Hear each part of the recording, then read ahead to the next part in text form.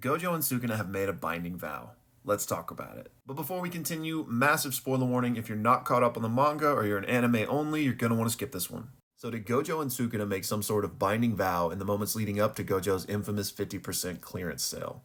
Well, I got asked by Jin over in our Discord if I could react to this theory. So quick plug for the Discord: if that's your jam, you should be able to find the links in all of the normal places. Come hang out with us there. But let's briefly go over what Jin's theory is about this moment. So to begin, we need to set the stage with this moment, and Gojo was infamously taken out off screen. We didn't get to see the moment where he was bisected by the world-cutting slash. So that's led to a lot of questions and a lot of theories, right? And Gege, like a lot of authors, will do something this important off screen because there are interesting details that we'll find out later. So Jin theorizes that during that off-screen time, there was a binding vow between Gojo and Sukuna that went something like this.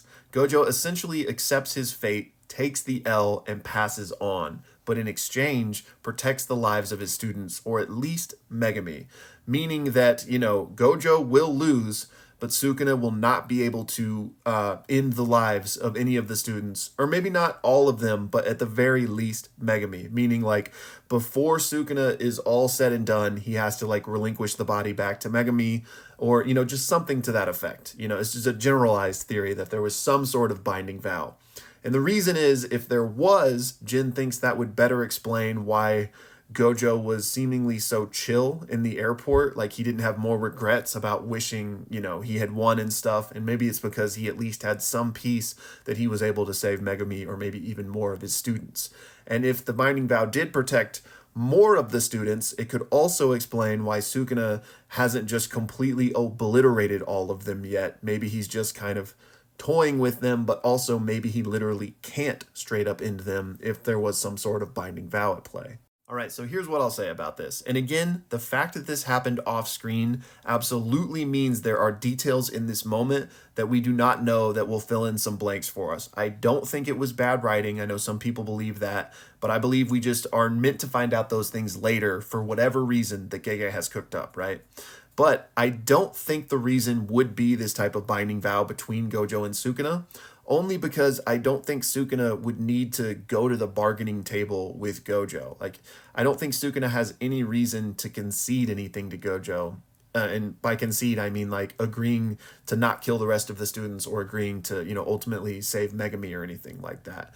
Because Sukuna already had what he needed, right? He already had the adaptation from Maharaga that he could copy to perform the world-cutting slash. So I just don't think there was enough at stake for Sukuna to need Gojo to basically agree to die and then, give him his conditions.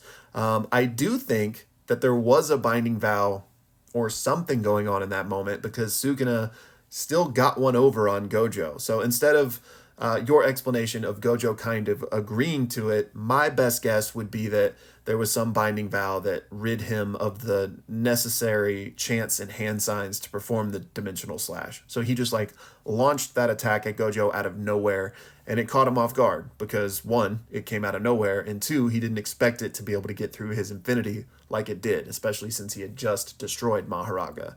So that would be my best guess. But again, I want to say that like anything's possible here, right? Like you could absolutely be right, because again, it was off screen and details are being withheld from us. I also want to add that I do think it's possible that there is some binding vow revolving around Gojo's death. So like I think you could even be onto something there. I just don't think it would have happened in that moment between Gojo and Sukuna. To cite back to what Akotsu said a few chapters ago, the whole "we cheated" thing, I made a whole video talking about what he might have meant by that. But one thing a lot of people have talked about is, what if there was a binding vow surrounding Gojo's death, right? That like, if Gojo passes away, they all get an insane power buff. Or maybe even Gojo went into that battle knowing he would die in order to help his students in that way.